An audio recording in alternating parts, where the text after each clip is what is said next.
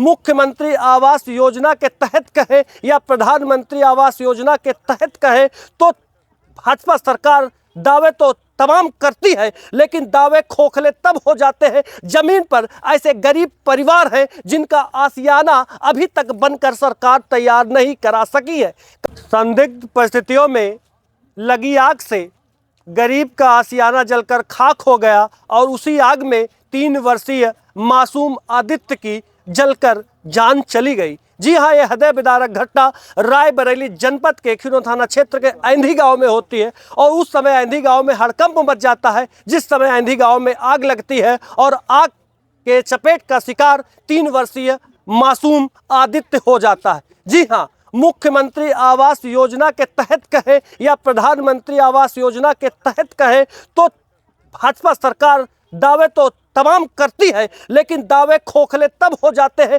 जमीन पर ऐसे गरीब परिवार हैं जिनका आशियाना अभी तक बनकर सरकार तैयार नहीं करा सकी है।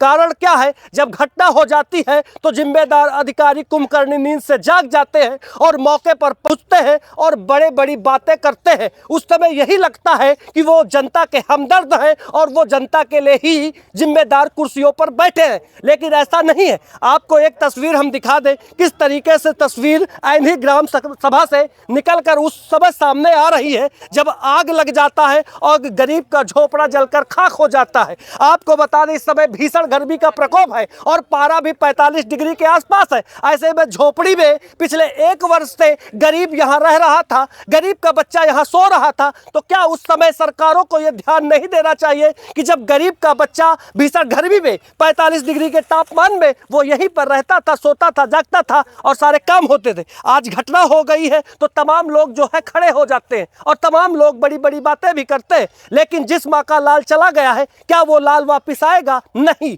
अब हम पहले उस बच्चे की माँ से बात करने का प्रयास करेंगे जिनके आंखों में आंसुओं का सैलाब है, और सैलाब क्यों ना हो, जिसका मासूम 3 वर्ष का आदित्य काल की गाल में अकारण समा जाएगा, उसको तो सारी जिंदगी ही रोना पड़ेगा। देखिए मासूम माँ, बेटे की माँ के आंखों में किस तरीके से आंसुओं का सैलाब है। आंखें दिखाई जाए, कैमरामैन से कहेंगे जूम करके देखिए तस्वीरें। और मैं तो कहूँगा उत्तर प्रदेश सरकार के मुख्यमंत्री योगी आदित्यनाथ जी भी ये तस्वीरों को ध्यान से देखें और देखना भी चाहिए। जिम्मेदार अधिकारियों को जब वो समय समय पर निर्देशित करते हैं कि गांव में पेट्रोलिंग होनी चाहिए, जिम्मेदार अधिकारियों को गांव में पहुंचना चाहिए, ना कि सिर्फ बंद कमरों में एसी लगाकर अपनी सुख सुविधाओं को ध्यान देना चाहिए। माता जी क्या नाम है? रेशमी नाम है। कहाँ रहती हैं माता जी? ऐंधी में। ऐंधी में? कैसे क्या हुआ? उससे अचानक आग लग गई। 2 बच्चे थे हमारे यहाँ, कोई बड़ा तो था नहीं। अगर हम होते तो जरूर बचा लेते, अपने बच्चों को तो बचा लेते। होते तो बचा जाते, आग में कूद जाती आप तो बचा तो लेते साथ। अगर इधर रहती तो बचा तो लेते अपने बच्चे को। आप सुन रहे हैं, एक माँ का कलेजा किस तरह से फट रहा होगा और रो रहा होगा। चाहे हमारी जान चली जाए मगर बच्चे को जरूर हम बचा लेते। पति दी कहाँ रहते हैं? दिल्ली में। दिल्ली में परदेश कमाते हैं। हाँ। बहुत गरीब परिवार से हैं। हाँ। रोजी रोटी कौन? वही पति के पैसे से आती? हाँ, मजदूरी करके खाते। आप क्या करती? बाली बिन के देखो, गेहूँ इकट्ठा करते हैं। बहुत गरीब परिवार से। हाँ। तो जिस समय घटना हुई आप कहाँ पे थी? मैं जा रही थी मोबाइल की किस्त भरने। मोबाइल बस ज्यादा नहीं, बस उधर तक का गई। ये जो घर नहीं बने आगे तक का, वहाँ कहें तुम्हारे बंगला में आग लग गई। तो ऐसे आए ना तो पूरा भरा मिला। हम कहें हमारा बच्चा तो यही है। हम ऐसे ऐसे ढूंढते हैं। अच्छा, कहते हैं चूल्हे से आग लगी? चूल्हे से आग लगी। हम कोई लकड़ी को नहीं है ना ये चीज? नहीं क्लियर तो नहीं है, शायद लकड़ी कड़ी में रह गए हुए आगे। वैसे आपने ठीक से बुझाया था? ठीक से तो बुझाया था, शायद लकड़ी कड़ी में रह गई। तो चारों की इधर तटिया लगी रही, खरवर हवा उड़ के गिरा करता है, तो वही से कोई सब लाग गई हुई आगे। जब आप भाग कर यहाँ आई तो उस समय झोपड़ा जल रहा था? जल चुका था, पूरा जल चुका था। हाँ, जल चुका था। दमकल आई मौके पर? सब लोग दमकल आई? दमकल पहुँच पाई थी मौके पे? नहीं पहुँच पाई, जल चुका था पूरा जलकर जब सुहा हो जाता तब दमकल अभी पहुँची कि नहीं? अभी तक पहुँच पाई कि नहीं? दमकल गाड़ी अभी तक नहीं पहुँच पाई? अभी नहीं। अच्छा, मौके पर प्रधान जी आ गए थे? आ गए थे, तुरंत आ गए थे? हाँ। अच्छा, किस प्रकार की मदद कर रहे हैं प्रधान जी? चावल आटा दिए हैं। आटा दिए, और क्या कहा? जो उनसे मदद होगी जरूर देंगे, वो करेंगे। चलिए। माता जी का कहना है प्रधान जी हमारी मदद कर रहे हैं, जब से घटना हुई लगातार वो घटना की जगह पर बैठे हैं और लगातार अधिकारियों से फ़ोन पर वार्ता भी कर रहे हैं और बात करने का प्रयास कर रहे हैं, क्योंकि अब घटना बड़ी हो गई। मैं प्रधान से भी बात करने का प्रयास करूंगा, क्योंकि क्षेत्र में इतनी बड़ी घटना हो जाती है। प्रधान जी निश्चित तौर पे भी भावुक होंगे और घटना बड़ी है, क्या प्रधान जी कैसे क्या देखते बहुत हैं बहुत घटना को? धन्यवाद पत्रकार जी।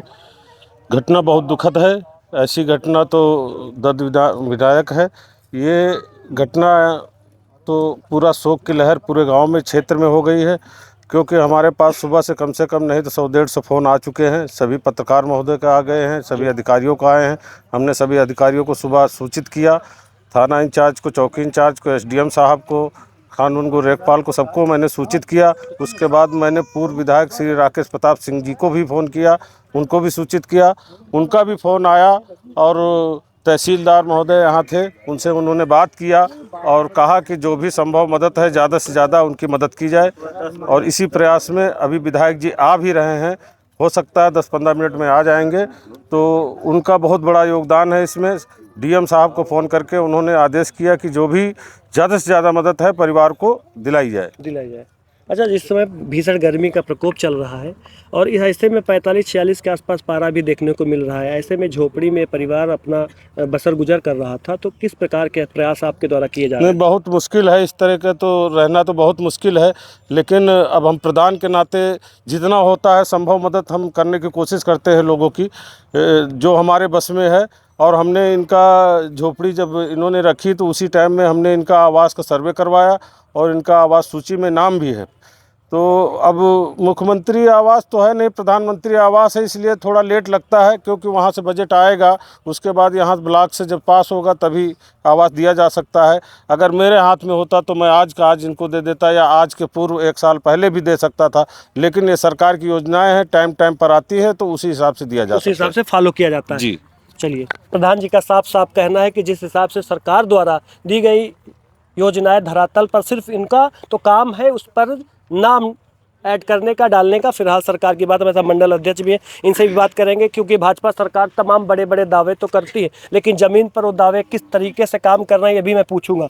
अध्यक्ष जी, आप फिरो मंडल के अध्यक्ष भी हैं और घटनाओं को किस प्रकार से देखते हैं? सबसे पहले घटना तो इतनी हृदय विदारक है कि जिसकी कल्पना नहीं की जा सकती है। एक नन्हा सा बालक आग के चपेट में आने के कारण काल के गाल में समा जाता है। तो घटना तो जितनी भी इसमें कहा जाए कि हृदय विदारक है, ये बहुत ही हृदय विदारक घटना है। हम सब लोग इस घटना से बहुत दुखी हैं। वर्तमान में केंद्र में भी आपकी सरकार और राज्य में भी आपकी सरकार है जी। और भीषण गर्मी का प्रकोप चल रहा है अध्यक्ष जी, ऐसे में क्या समय रहते ऐसा कोई योजनाएं नहीं धरातल पर आ सकती हैं क्योंकि ये इस तरह की घटनाएं न होने पाए?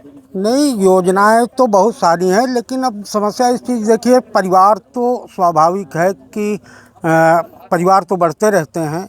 अब एक बैग कोई योजना तो आपके पास आ नहीं जाएगी। जब योजना लायक आप पात्र होंगे तभी सर्वे होते हैं। सरकार ने अभी सर्वे कराया है आवास के लिए, तो शायद प्रधान जी कह रहे हैं कि हमने सर्वे करा करके सूची में इनका नाम भी है। तो आवास तो इनको 4-6 महीने बाद जब प्रोसेसिंग में आ जाता है या सरकार जब अलाट करती तो उसमें आवास इनको मिलना तय था, लेकिन उसके पहले घटना हो गई है। सवाल वही है अध्यक्ष जी, आवास का जो प्रोसेस है एक लंबा प्रोसेस, जो भी 4-5 महीने सरकार के द्वारा टाइम दिया जाता है, लेकिन उस बीच अगर इस तरह की घटनाएं कैसे रोकी जा सकती? अब घटना तो ये देखिए, सही प्रयास किए जा सकते? प्रयास स्वयं की सतर्कता से ये घटनाएं रोकी जा सकती हैं, लेकिन घटना न बता करके आती है कि हमारे साथ इस तरह की घटना या दुर्घटना हो जाएगी। ये संयोग होता है कि घटना हो गई। अब अगर आदमी को मालूम हो कि हमारे साथ ऐसी घटना होने वाली है तो वो इतना सतर्क रहे कि घटना होने का कोई सवाल ही नहीं उठता है। इस समय गर्मी में भीषण आग लग रही, जगह जगह आग की घटनाएं सामने आ रही, तो ऐसे में क्या परिवारों को झोपड़ी में रहना चाहिए कि नहीं? नहीं, अब जैसे मान लिया परिस्थितियां हैं तो आदमी झोपड़ी में तो रहेगा, कोई दूसरे घर में तो रहेगा नहीं जा कर के। अब उसकी परिस्थितियां ऐसी थी कि उसको झोपड़ी में रहना पड़ रहा था, लेकिन हमारी सरकार ने प्रयास किया है, और प्रयास क्या, वो तो पूरा प्रोसेस फॉलो हो चुका है। केवल अब मिलना बाकी रह गया है लोगों को। अब जॉब कार्ड भी मैपिंग हो रहे हैं, बहुत जल्दी नए आवास अलाट होंगे। अलर्ट होंगे। जी। आप देख सकते हैं हीरो भाजपा के मंडल अध्यक्ष ने भी बात हुई है और प्रधान जी से भी बात हुई है, लेकिन हमारा मानना है कि उत्तर प्रदेश सरकार को इन दिनों में कोई ऐसी योजना बनानी चाहिए, जो भी परिवार इस झोपड़ी में रहने को मजबूर है उनके लिए कोई व्यवस्था जरूर करनी चाहिए, जिससे इस तरह की घटनाओं में किसी का भी लाल जो है अकारण काल की गाल में न समाये। आप देख रहे थे हर कदम सच के साथ जनता की आवाज़ न्यूज़ यूपी।